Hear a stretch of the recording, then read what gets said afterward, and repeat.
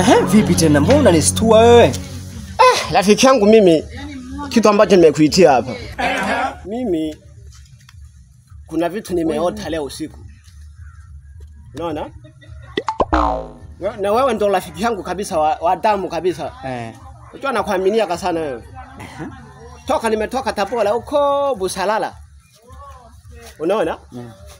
Wewe ndio kanipokea. Sasa kitu ambacho nimekuitia hapa. Nataka unishauri kitu kimoja. Kwa muonekano wangu mimi kati ya pesa na mwanamke kipi naweza nikakimiliki hapo? Yaani kwa muonekano wangu mimi hapa.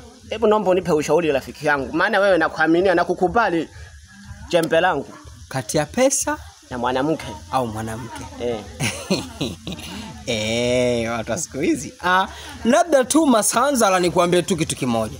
Kuhusu pesa wala nisikushauri. Wewe hauna kazi ya kumiliki pesa. Hilo jambo wewe futa. Sawa Mama. Wewe yani utaweza kumiliki pesa utaishia tu hivyo hivyo.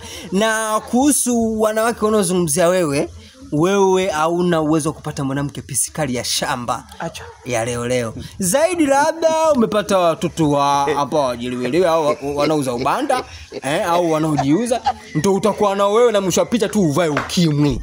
Allah. Unasemaje? Hapa mbali hapa. Allah. Yani labda wewe nikushauri tu cha kumiliki kwa jinsi ulivyo wewe ni ukimwi. Au gono. Kumbe rafiki yangu naye mtu mwingine unajitoga fahamu wewe. Sasa sinakwambia jinsi ulivyo watu wanaonekana tu muonekano wa kitu. Wewe nini sasa? Hivi unanishauri au umelogwa na wewe? Sasa mimi sinakwambia kitu ambacho real. Yaani wewe ndio ipo hivyo. Yaani wewe uruke tu upate tu ukimwi basi utulie. Kama sio ukimwi UTI. Hivi mtu mwingine unajichanganya na wewe. Ukimwi umeingiaje kati ya pesa na mwanamke umeingiaje kwanza ukimwi hapo? Sasa nilikuwa nakwambia unishauri vitu viwili. Sasa ukimwi umeingiaje si ndio umeingia hapo katika vitu vilivyo. Wewe pesa uwezi na mademu wakali ambao walikuwa software uwezi. Wewe tu upate tu ukimwi kama sio ukimwi UTI. Hii shule ya kumiliki ukimwi mimi. Uwapo kabisa uwapo unaona vidonda uni. Wewe. Kumbe mtu mwingine nayo kichaa eti. Kichaa wapi? Ondoka. Ondoka kwanza wewe. Ondoka. Ondoka. Karibu Mkulanga. Wewe.